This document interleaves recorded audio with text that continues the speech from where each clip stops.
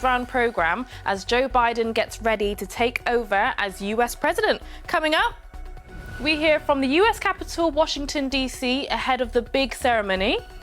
We hear from US kids about bringing American people together again. For America to heal, I think people from all sides, they need to stop being too far of one side. And we hear from Donald Trump as he says goodbye to the White House.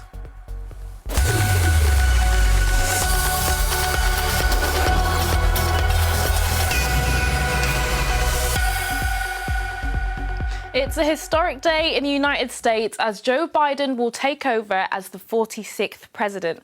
Ahead of the ceremony, he's called for the nation to heal, and later this afternoon, around 4 p.m. UK time, he'll swear the oath of office and take charge. It will bring an end to the 4 years of Donald Trump's time as president, but the handover will be very different to usual. BBC reporter Nomia Inkbal sent this to us from the US.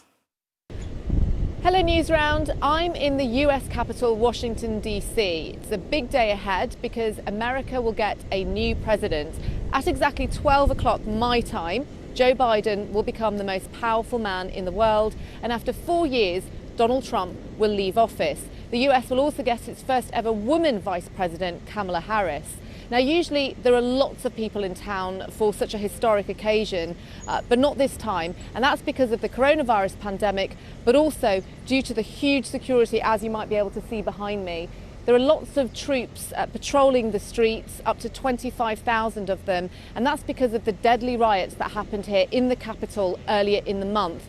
They're here to make sure everything is fine and to uphold that American tradition of a peaceful transfer of power. Meanwhile, Donald Trump is preparing to leave the White House. He'll be the first leader for 150 years not to attend the inauguration of the next president. He's due to have a special ceremony of his own, after which he'll fly to his home in Florida. But on his last night of his presidency, he had this message for his supporters and for Joe Biden. We extend our best wishes, and we also want them to have luck. A very important word. I want you to know that the movement we started is only just beginning. There's never been anything like it. Now, one of the biggest challenges facing Joe Biden will be to try to bring Americans together. After arguments over the coronavirus pandemic, an angry election, and even rioting when supporters of Donald Trump attacked the US Capitol building. So how has America got to this point, and what do kids there think about the future? Our reporter Kizzy Cox has been finding out. We've all been through a lot together.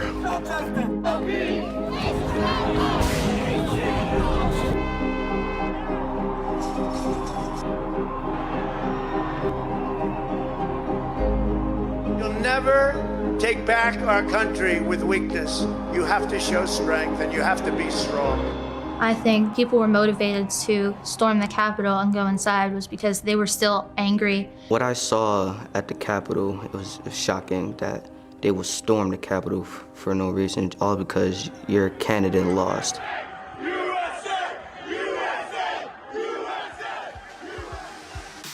Welcome to the American state of Pennsylvania. This state was key to deciding the 2020 U.S. election, and supporters from both sides live here. Like in many places across America, where you live and who you support can mean disagreeing on lots of things. I am definitely concerned about what the next 4 years may bring with Joe Biden in office. I do believe that Joe Biden will handle the pandemic better than Donald Trump. For America to heal, I think people from all sides, they need to stop being too far of one side. There are 75 million Americans that voted for President Trump, and I think for the sanity of all of them, to calm all of them down, to calm all of us down, I think you would want to see if there was true election fraud. Just make sure it's fair. That's all we're asking. There have been no evidence of election fraud, so what would you say to that? I know in my heart there is election fraud.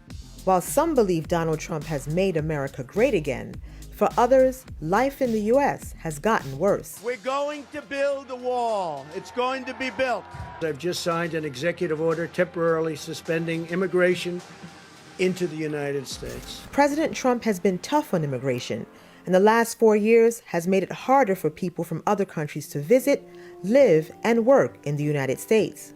In the city of Hazleton, many families have moved here from the Dominican Republic, including 15-year-old Yamile, who came to the town 3 years ago.